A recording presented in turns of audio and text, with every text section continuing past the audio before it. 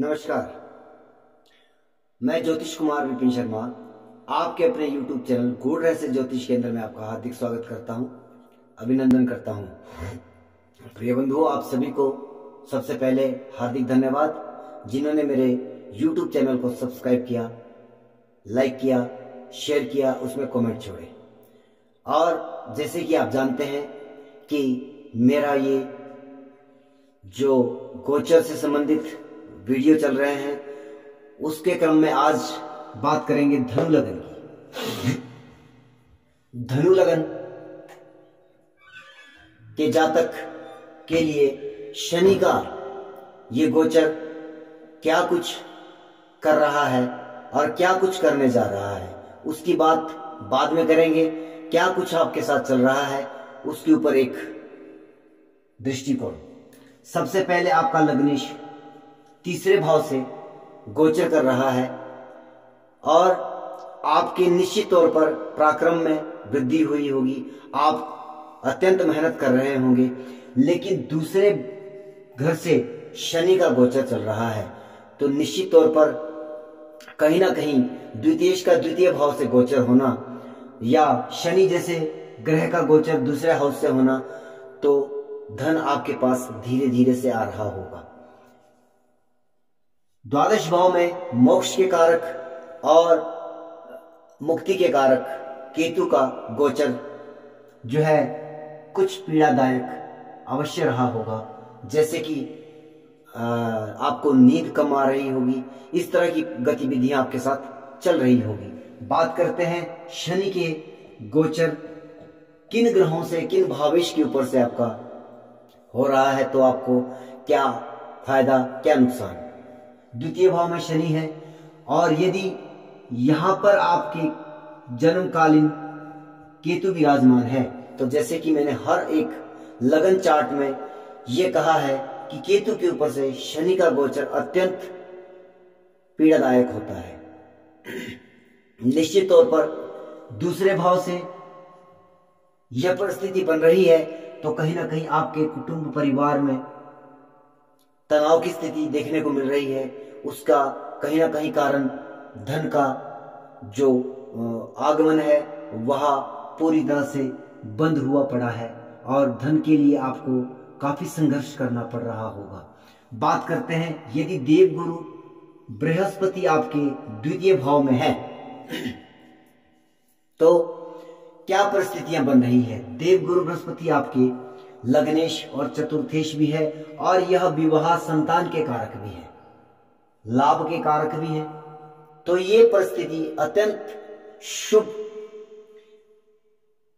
स्थितियां निर्मित कर रही है और यहां पर आपके मान सम्मान में, आपके स्वास्थ्य में उत्तम वृद्धि देखी जा सकती है। यदि कोई जातक विवाह के लिए संघर्षरत था तो उसका कहीं ना कहीं ऐसे इस समय अवधि में विवाह या तो हो चुका होगा या अप्रैल माह से पहले पहले ये वैवाहिक बंधन में आप बंधने जा रहे हो।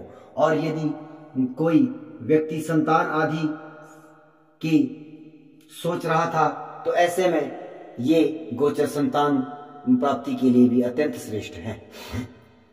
बात करेंगे यहां पर अगर शुक्रदेव विराजमान है, शुक्र आपके लाभेश भी है और षष्ठमेश भी है। छठे भाव से हम रोग ऋण शत्रु आदि को जहां पर देखते हैं वही लाभ से हम अत्यंत महत्वाकांक्षा पूर्ति के लिए हम एकादश भाव को देखते हैं। तो कहीं ना कहीं इन सभी गतिविधियों पर जो है आपका प्रभाव रहा होगा। आपको लाभ के अनेकों अवसर प्राप्त हो रहे होंगे। खास करके नौकरी पेशा वाले वर्ग के लिए यह समय अत्यंत लाभदायक रहा होगा। निश्चित तौर पर आपको कुछ ना कुछ रोग आदि से भी गुजरना पड़ रहा होगा और यहां पर आपकी शत्रुओं में भी वृद्धि देखी जा सकती है। अब बात करते हैं शनि के ऊपर से शनि का गोचर। यह परिस्थिति अत्यंत कष्टकारक है। यदि शनि के ऊपर से शनि का गोचर हो रहा है तो आपके व्यवसायिक काम में अत्यंत रुकावटें आ रही होगी। आप बार बार अपना व्यवसाय बदल रहे होंगे और आर्थिक तंगी के चलते आप जो है काफी ज्यादा परेशान हो सकते हैं। यदि बात करें आपके बुध देव की, तो बुध आपके सप्तमेश भी है और दशमेश भी है। कहीं ना कहीं कार्य क्षेत्र के लिए अत्यंत श्रेष्ठ कर ये समय चल रहा है। यदि आप व्यापार बिजनेस में किसी भी प्रकार के प्रोफेशन में हैं तो आपको इस समय लाभ की स्थितियां निर्मित हो रही है, आपके पास धन का आगमन बन रहा होगा। और सप्तमेश है तो विवाह आदि के भी कार्य आपके संपन्न हो रहे होंगे, जो कोई जातक विवाह की इच्छा रखता होगा। धनु लग्न के जातकों के लिए यदि चंद्रमा आपका यहां पर स्थित है तो यह समय अत्यंत कष्टकारक परिस्थितियां निर्मित कर रहा है, क्योंकि आपके अष्टमेश बनते हैं चंद्रमा, और शनि का गोचर चंद्रमा के ऊपर से वैसे भी जो है 7.5 की परिस्थितियों को निर्मित कर रहा है। मानसिक परेशानियां, गुप्त चिंताएं आपको बढ़ रही है, ये परिस्थितियां आपकी निर्मित हो रही है। लेकिन अप्रैल माह के बाद ये परिस्थितियों में बदलाव अवश्य देखने को मिलेगा। या माता का कारक है तो माता को कहीं ना कहीं स्वास्थ्य से संबंधित समस्याएं आपको प्राप्त हो रही होगी। बात करते हैं सूर्य देव की। सूर्य देव यदि आपके द्वितीय भाव में है, ये अत्यंत सुंदर योग है, क्योंकि भाग्येश का द्वितीय स्थान में विराजमान होना धन की परिस्थितियां निर्मित कर रहा है। और ऊपर से शनि देव का गोचर, तो सरकारी कामकाज या सरकारी नौकरी के लिए यदि आपने प्रयत्न किया होगा तो आपको निश्चित तौर पर सफलता मिली होगी, और भाग्य से अनेक प्रकार की लाभ प्राप्ति आपको हुई होगी। सरकार की तरफ से अगर कोई आपको सहायता की आवश्यकता है तो आपको यहाँ पर जरूर प्राप्त हुई होगी। अब बात करते हैं शनि का गोचर, क्योंकि मेरा 2 बिंदु है, एक तो ग्रह, किस ग्रह के ऊपर, किस पर्टिकुलर ग्रह के ऊपर से शनि का गोचर चल रहा है, तब कैसी परिस्थितियां हैं, और कहां से शनि अष्टम भाव में, किस भाव से अष्टम भाव में जाकर के गोचर कर रहा है।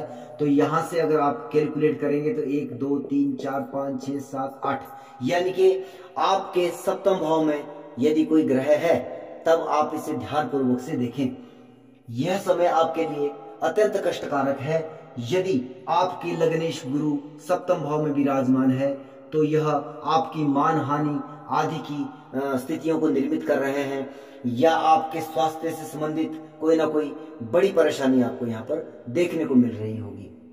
बात करते हैं आपके शुक्रदेव की। शुक्रदेव यदि यहाँ पर है तो शुक्र आपके षष्ठमेश भी है और लाभेश भी है, तो कहीं ना कहीं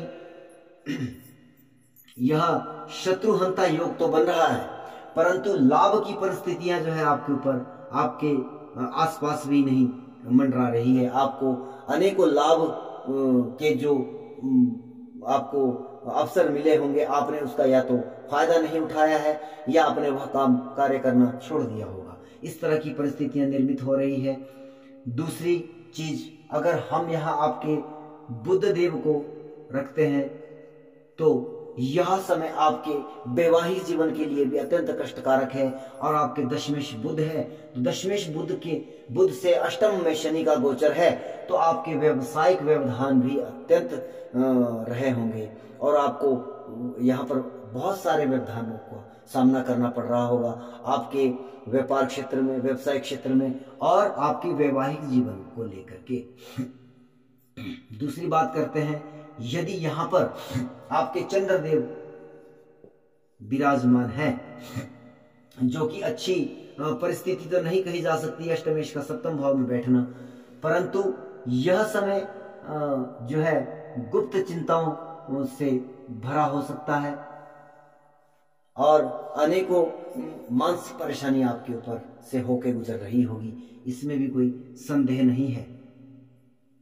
अब बात करते हैं यहां पर मंगल देव की। मंगल आपके द्वादशेश है, पंचमेश भी है, आपकी कुंडली के लिए अत्यंत शुभ कारक ग्रह है मंगल। पंचमेश है, संतान से पीड़ा, शिक्षा से परेशानी, यदि विदेश से आपका कोई संबंध है, व्यवसायिक संबंध है, तो वहां से भी आपको परेशानियों का सामना करना पड़ रहा होगा, इसमें भी कोई संदेह नहीं है। मंगल जो है वह बल का कारक है, आपके कहीं ना कहीं स्वास्थ्य की भी समस्या यहाँ पर देखने को मिल सकती है।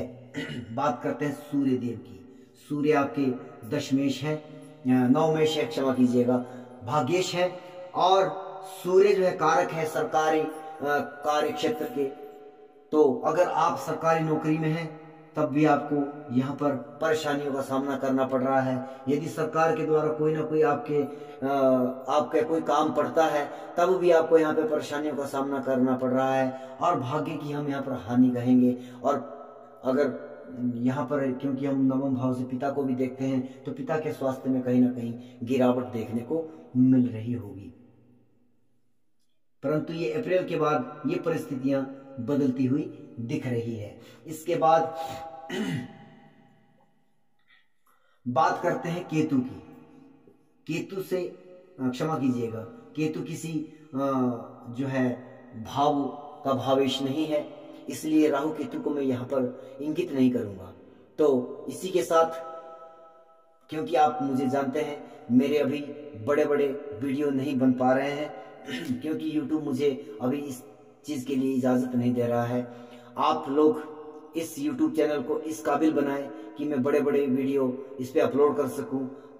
अधिक से अधिक मात्रा में सब्सक्राइब करिएगा।